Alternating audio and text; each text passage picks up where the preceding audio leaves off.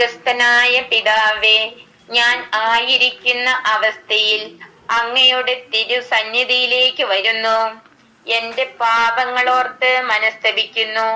എന്നെ വേദനിപ്പിച്ചവരോട് ഞാൻ ക്ഷമിക്കുകയും ഞാൻ വേദനിപ്പിച്ചവരോട് ക്ഷമ ചോദിക്കുകയും ചെയ്യുന്നു.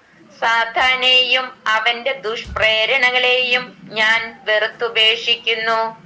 കിടിലം കൊള്ളിക്കുന്ന സംഭവങ്ങൾ കൊണ്ടോ ദുഷ്ടരുടെ നാശം കണ്ടോ നീ ഭയപ്പെടരുത്.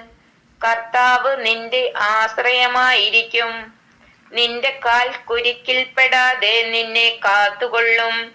നിനക്ക് ചെയ്യാൻ കഴിവുള്ള നന്മ അത് ലഭിക്കാൻ അവകാശമുള്ളവർക്ക് നിഷേധിക്കരുത്. ദുഷ്ടരുടെ ഹൃദയത്തിൽ കർത്താവിന്റെ ശാപം പതിക്കുന്നു.